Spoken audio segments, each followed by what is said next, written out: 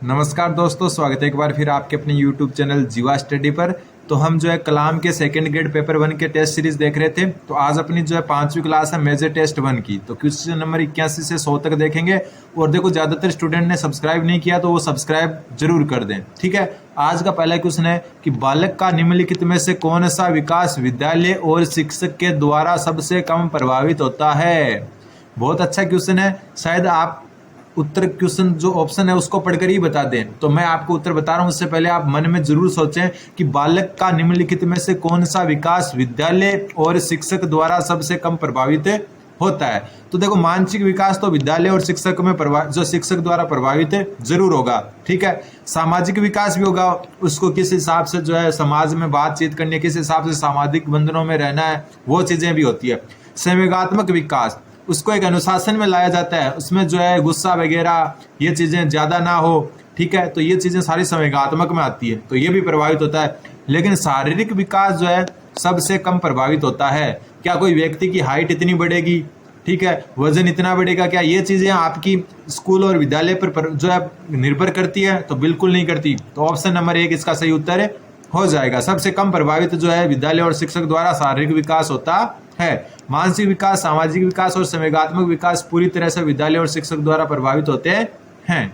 अगला क्वेश्चन देखो। अगला क्वेश्चन है कि राम किसी कार्य को बहुत जल्दी सीख लेता है या कर लेता है। मोहन है ना, वो क्या करता है, उस कार्य में ज्यादा समय लेता है। तो निम्न में से ये क्या दर्शाता है? मतलब राम तो किसी कार्य को बहुत जल्दी सीख लेता है, लेकिन मोहन को उस कार्य करने में जो है ज्यादा समय लगता है। तो ये क्या कहलाता है? तो ये आप वापस ऑप्शन देखोगे तो उत्तर आपके आ जाएगा। जल्दी से आप सोच लो और फिर मैं उत्तर बता रहा हूँ। इसका उत्तर होगा आपका व्यक्तिक भिन्नता को। मतलब एक व्यक्ति दूसरे से अलग होता है। एक व्यक्ति क्या होता है? दूसरे से अलग होता है। यही होती है व्यक्तिक भिन्नता। यानी कि व्यक्तित्व में जो भिन्नता होती है, मतलब हर एक व्यक्ति की जो है स्थिति एक जैसी नहीं होती है, उसका जो है कार्य करने का क्षमता एक जैसी नहीं होती है। तो ये होती है व्यक्तिक भिन्नता, ठीक है। अगला क्वेश्चन नंबर 83 क्वेश्चन बोल रहा है कि किसी अध्यापक को व्यक्तिगत भिन्नता का ज्ञान है तो उससे निम्न प्रकार मदद करेगा। यानी कि किसी अध्यापक को यह पता है कि व्यक्तिगत भिन्नता क्या होती है। दो जो स्टूडेंट होते हैं, दो बालक होते हैं, वो एक जैसे नहीं होते। अगर ये ज्ञान है किसी अध्यापक को तो उससे क्या फायदा होगा, क्या मदद मिलेगी? तो देखो, ये भी आप जो है ऑप्शन पढ़कर आराम से कर लोगे कि कक्षा में शांतिप्रिय माहौल बनाए रखने में। तो ये कोई लॉजिक वाली बात नहीं हुई। फिर है शिक्षण अधिगम क्रियाओं की योजना बनाने में, बिल्कुल सही है। जो साइकोलॉजी है वो तो आपको पता ही है, शिक्षण पर चलेगी, शिक्षा मनोविज्ञान शिक्षा पर चलेगा। तो अगर व्यक्ति की जो है बालकों की, अगर अध्यापक को व्यक्तिक भिन्नता का पता है कि कौन सा बालक कितना पढ़ने वाला है, कौन सा कितना कम पढ़ता है, कौन सा का स्तर क्या है, तो वो क्या करेगा, अपनी जो शिक्षण अधिगम है, सिखाने की जो क्रियाएं हैं, उनकी योजना आसानी से बना पाएगा, ठीक है। तो उत्तर नंबर 2 इसका सही हो जाएगा। गृह कार्यों का देखो, गृह कार्य वगैरह का तो साइकोलॉजी में जगह ही नहीं है, और विद्यालय की व्यवस्थाओं को बनाए रखना भी इस चीज में नहीं आता। तो ध्यान रखना, व्यक्तिगत भिन्नता जो है अध्यापक की मदद करती है कि शिक्षण कार्य जो है अधिगम क्रियाएं वो योजना बना सकेगी, कैसे उनको आगे पढ़ाना है। अगला क्वेश्चन नंबर 84 नंबर क्वेश्चन बोल रहा है कि किसी विशेष क्षेत्र में प्रतिभाशाली बालक की पहचान करने के लिए हमें सबसे अधिक किसको महत्व देना चाहिए। विशेष क्षेत्र में प्रतिभाशाली बालक का मतलब यही नहीं है कि वो पढ़ने में अच्छा है, ठीक है। पढ़ने में अच्छा होने से मतलब ये नहीं कि वो प्रतिभाशाली बालक है। प्रतिभाशाली बालक मतलब वो हर क्षेत्र में अच्छा कर सके, ठीक है, हर क्षेत्र में अच्छा कर सके। तो किसी विशेष क्षेत्र में जो है प्रतिभाशाली बालक है, उसकी पहचान कैसे करोगे? तो बुद्धि परीक्षण से करोगे? तो बिल्कुल नहीं। बुद्धि परीक्षण आपका सिर्फ पढ़ने का स्तर बता सकता है, लेकिन आप किसी और काम है, मान लो कि कोई पेंटिंग में अच्छा है, या फिर कोई जो है मतलब मिट्टी की जो है आकृतियां बनाने में अच्छा है, या कोई जो है रेत से जो है तरह तरह की आकृतियां बना सकता है, तो क्या उसमें बुद्धि का जो है इतना रोल है? तो नहीं। तो बुद्धि परीक्षण से ये बात नहीं बता सकते कि कोई व्यक्ति किसी विशेष क्षेत्र में अच्छा है। अभिरुचि परीक्षण कर देना चाहिए, तो बिल्कुल सही बात है। मान लो कि आपको किसी चीज में रुचि है, आपको पेंटिंग में रुचि है, ठीक है, आपको अदर जो है मिट्टी की कलाकृतियां बनाने में रुचि है, या आपको अदर कोई पेपर के सामान बनाने में रुचि है, तो ये बुद्धि परीक्षण से पता नहीं चलेगी, ये आपके अभिरुचि परीक्षण से पता चलेगी। तो ऑप्शन जो है 2 इसका सही उत्तर हो जाएगा। किसी विशेष क्षेत्र में आप अभिरुचि परीक्षण करके जो है प्रतिभाशाली बालक की पहचान कर सकते हो। पिछली कक्षा में प्राप्तांक से कोई पहचान नहीं होती है, ठीक है। और TAT जो प्रासंगिक अंतर्बोध परीक्षण है, उसका भी यहाँ पर कोई रोल नहीं है, क्योंकि यह जो है आपकी व्यक्तित्व जानने की विधि है। क्या है? व्यक्तित्व जानने की विधि। अगला क्वेश्चन है, मानसिक रूप से पिछड़े बालक के लिए निम्न में से कौन सी व्यूह रचना कार्य करेगी? मतलब अगर कोई बच्चा मानसिक रूप से पिछड़ा है तो उसके लिए आप क्या जो है एक योजना बनाओगे। तो सबसे पहले देखो, हम अलग अलग ऑप्शन की बात करते हैं कि कार्यों को मूर्त रूप से समझाना, तो ये सही हो सकता है। मूर्त रूप से जो है आप मतलब हो गया कि आप उनको जब सब कुछ जो है प्रैक्टिकली सामने रख के समझाओ। ठीक है, मान लो कि आप अगर किसी को गणित पढ़ा रहे हो और आप जो है आप शंकु या जो है बेलन पढ़ा रहे हो, तो उनको शंकु और बेलन की जो है आपके जो कलाकृतियां कट्टे होते हैं ना, कट पीस आते हैं, वो आपको सामने लाकर दिखाओगे प्रैक्टिकली कि ये ऐसे शंकु होता है, इसमें ये दो वृत्त होते हैं ऊपर नीचे, और ये चारों तरफ वक्र पृष्ठ होता है। तो ऐसी चीजें समझाओगे, मतलब कार्यों को मूर्त रूप दे सकते हो, तो ये सही हो सकता है। अगले ऑप्शन देखते हैं, विद्यार्थियों को लक्ष्य निर्धारित करने के लिए प्रोत्साहित करना। तो लक्ष्य निर्धारित करने के लिए प्रोत्साहित आप पिछड़े बालकों को नहीं कर सकते। स्वयं अध्ययन के अवसर प्रदान करना, तो बिल्कुल नहीं। स्वयं अध्ययन करता तो पिछड़ा बालक भी नहीं होता, तो पिछड़ा बालक स्वयं अध्ययन नहीं कर सकता, सेल्फ स्टडी नहीं कर सकता। सहायता के लिए बाहर से संसाधनों को प्राप्त करना, तो ये भी नहीं है। तो कुल मिला के ऑप्शन ए की इसका सही उत्तर होगा। देखो, साइकोलॉजी में एक तो नेगेटिव बात जो है कभी नहीं आती है, दूसरी जो आपको मतलब अच्छे तरीके से एक फिट बैठता हो ना, हो सकता है दो ऑप्शन आपको सही लगे, लेकिन सबसे एग्जैक्ट ऑप्शन कौन सा है, सबसे ज्यादा फिट कौन सा बैठ रहा है, वही सही उत्तर होता है। तो 85 का हो गया। और 1 नंबर कि कार्यों को मूर्त रूप से समझाएंगे पिछड़े बालकों को। फिर है क्वेश्चन नंबर 86 कि शिक्षा मनोविज्ञान शैक्षणिक विकास का कर्मिक अध्ययन है। दोबारा देखो, शिक्षा मनोविज्ञान शैक्षणिक विकास का कर्मिक अध्ययन है। यह बात किसने कही, किस मनोवैज्ञानिक ने कही? क्या कि शिक्षा मनोविज्ञान शैक्षणिक विकास का कर्मिक अध्ययन है। तो यह बात आपकी स्टीफन ने कही। किसने कही? स्टीफन ने। ध्यान रखना, स्टीफन की परिभाषा, वैसे परिभाषा से 1-2 क्वेश्चन आते हैं, लेकिन थोड़ी बहुत आपके नजर से निकली हो ना तो आपको याद रह जाती है। तो शिक्षा मनोविज्ञान शैक्षणिक विकास का कर्मिक अध्ययन है, यह बात आपकी किसने कही? स्टीफन ने कही। अगला क्वेश्चन,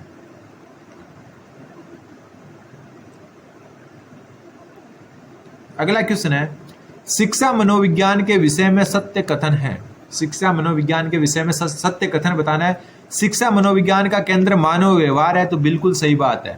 ठीक है, शिक्षा मनोविज्ञान का जो आपको पता है, मनोविज्ञान जो है वर्तमान में व्यवहार पर चलता है, तो मानव व्यवहार ही जो है इसका केंद्र बिंदु है। ठीक है, शिक्षा मनोविज्ञान खोज और निरीक्षण से प्राप्त किए गए तथ्यों का संग्रह है, तो बिल्कुल सही बात है। शिक्षा मनोविज्ञान आप जो है खोज और निरीक्षण से प्राप्त किए गए, यानी कि बहुत सारे एक्सपेरिमेंट हुए, अप्लाई किया गया उन्हें, फिर जाके शिक्षा मनोविज्ञान जो है उसका जो है बना है। ठीक है, शिक्षा मनोविज्ञान जो है उसकी संरचना आपकी खोज और निरीक्षण से प्राप्त तथ्यों पर आधारित है। फिर शिक्षा मनोविज्ञान में संग्रहित ज्ञान को सिद्धांत का रूप प्रदान किया जा सकता है। तो आपने पढ़े होंगे शिक्षा मनोविज्ञान में जो ज्ञान होता है उसको सिद्धांत के रूप में पढ़ते हैं अपन। ठीक है, विकास के भी सिद्धांत है, अधिगम के भी सिद्धांत है, तो ये भी सही है। तो उपयुक्त सभी इसका सही उत्तर हो जाएगा।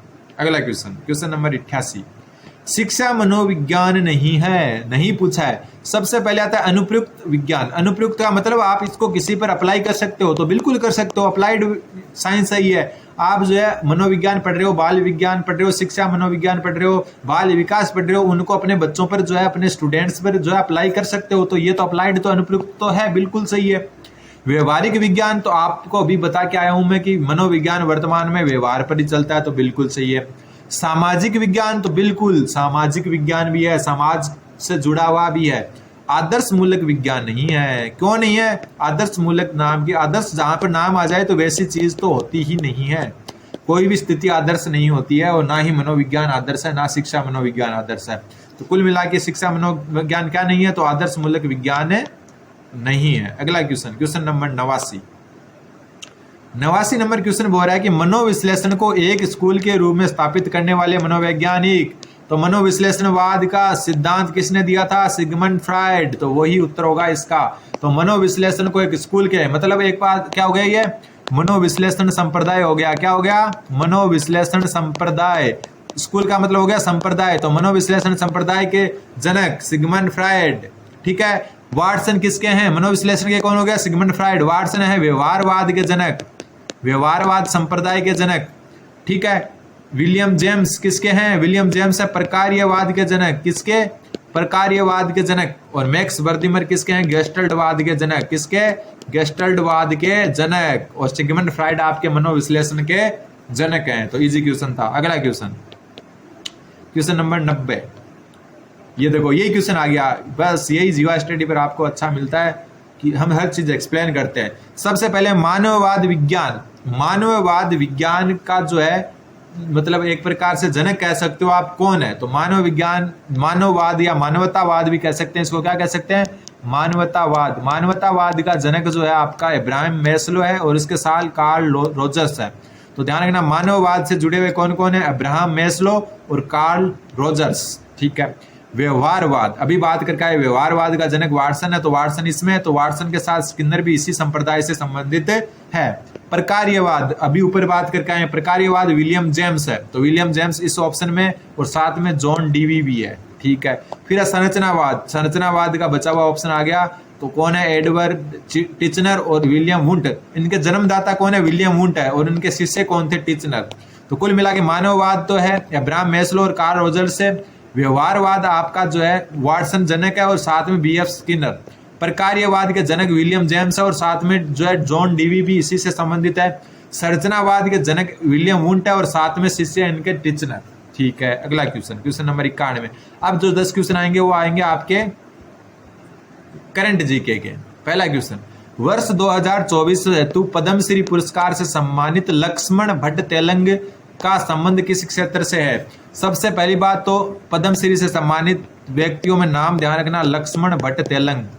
ठीक है। और ये जो है आपके किससे? ध्रुपद गायक से। ठीक है। किससे? ध्रुपद गायन से संबंधित है। इंपोर्टेंट बनता है एक तो नाम की पद्मश्री किसको मिला?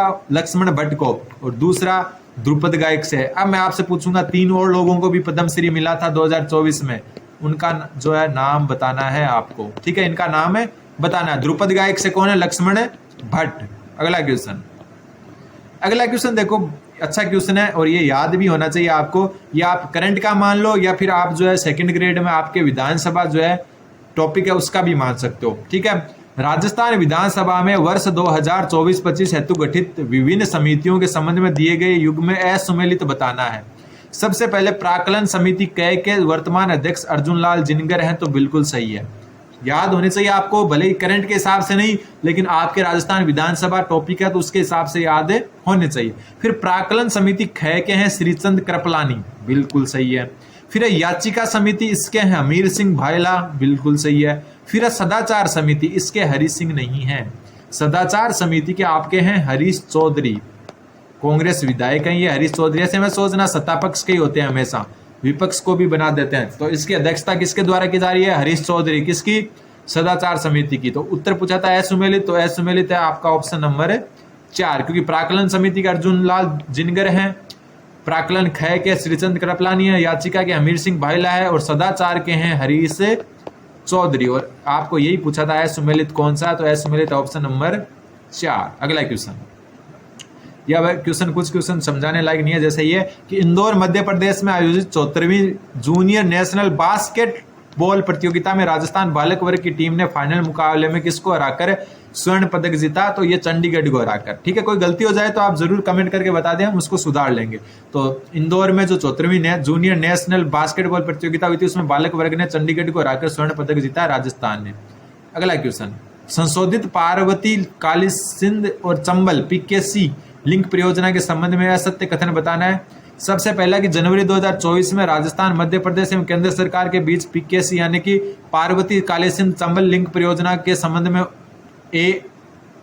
MOU हुआ था, तो बिल्कुल हुआ था। आपको याद है राजस्थान के जो है मुख्यमंत्री भजनलाल शर्मा और जो है MP के मुख्यमंत्री, ठीक है, मोहन यादव, और जो है साथ में जो है केंद्र सरकार से भी थे, इन तीनों के बीच में जो है MOU हो चुका है। इस परियोजना में 90% लागत केंद्र सरकार वहन करेगी, तो बिल्कुल सही बात है। ठीक है।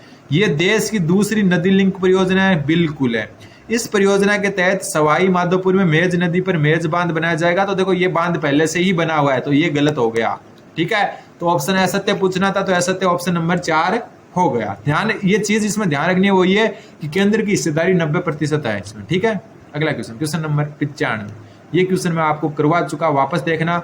3 मार्च 2024 को गठित हुआ था क्या? Rajasthan institute for transformation and innovation. सबसे पहले तो ये जो है 3 मार्च 2024 को गठित क्या हुआ था, इसका नाम ध्यान रखना, RITI, जिसको रीति कह सकते हो आप। रीति की फुल फॉर्म है Rajasthan institute for transformation and innovation. इसके जो है अध्यक्ष होते हैं मुख्यमंत्री। ध्यान रखना, रीति के अध्यक्ष मुख्यमंत्री को बनाया गया है, बहुत इंपॉर्टेंट है। कल क्वेश्चन कई बार ऐसे नहीं आता, क्वेश्चन यह आता है कि 3 मार्च 2024 में गठित Rajasthan institute for transformation and innovation रीति के अध्यक्ष कौन है, और ऑप्शन में आपके आ जाता है भजनलाल शर्मा, ठीक है। इसके साथ आ जाता है गुलाब चंद कटारिया, वासुदेव देवनानी, ठीक है, मदन दिलावर, ये नाम आ जाते हैं। फिर आप कन्फ्यूज हो जाते हो क्योंकि मुख्यमंत्री होता है तो उत्तर आपको बताइए क्या होगा, भजनलाल शर्मा होगा। अगला क्वेश्चन है क्वेश्चन नंबर 96 कि सुंदर कांति जोशी पुरस्कार किस क्षेत्र में दिया जाता है? तो देखो, सुंदर कांति जोशी जो पुरस्कार है वो क्रिकेट में दिया जाता है, ठीक है, क्रिकेट में भी दिया जाता है और महिला वर्ग को दिया जाता है, महिला वर्ग को, पुरुषों को नहीं दिया जाता। और ये कौन देता है? राधा निवास क्रिकेट क्लब। नाम का ध्यान रखना, राधा निवास क्रिकेट क्लब, ठीक है। महिलाओं को क्रिकेट में दिया जाता है सुंदर कांति पुरस्कार, महिला वर्ग में और राधा निवास क्रिकेट क्लब द्वारा। और इस बार जो सीनियर वर्ग है, सीनियर, उसमें तो ये मिला है आपका ज्योति चौधरी को। किसको? ज्योति चौधरी को। और जो सब जूनियर वर्ग है, कौन सा वर्ग? सब जूनियर, इसमें जो ये मिला है, ये मिला है वृंदा शर्मा को, ठीक है। इस बात का ध्यान रखना, ठीक है।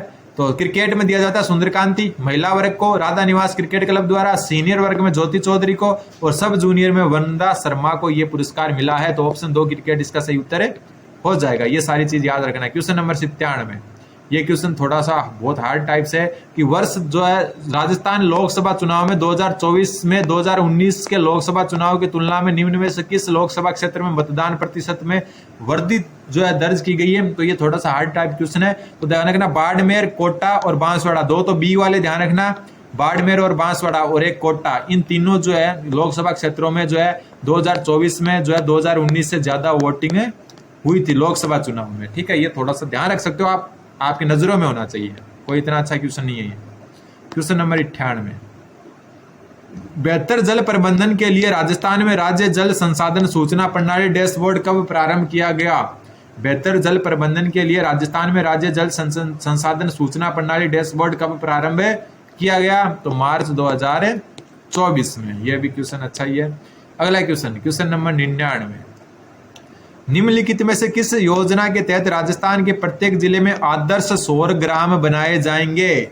मतलब कौन सी योजना है जिसके तहत राजस्थान के प्रत्येक जिले में आदर्श सौर ग्राम बनाए जाएंगे? तो ध्यान रखना, PM सूर्य घर मुक्त बिजली योजना के तहत आदर्श सौर ग्राम बनाए जाएंगे। किसके तहत? PM सूर्य घर मुक्त बिजली योजना के अंतर्गत।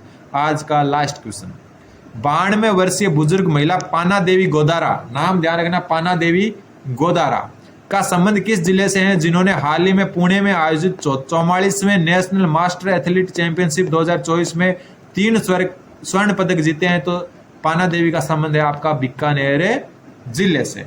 उम्मीद है आपके समझ में आएगा। चैनल को सब्सक्राइब कर दें, जो सब्सक्राइब नहीं कर रहे वो सब्सक्राइब करें। मिलते हैं अगले टेस्ट। मेजर टेस्ट 1 हो चुका है अपना, फिर आएगा माइनर टेस्ट 5 जिसका पहले 20 क्वेश्चन कल आएंगे। धन्यवाद।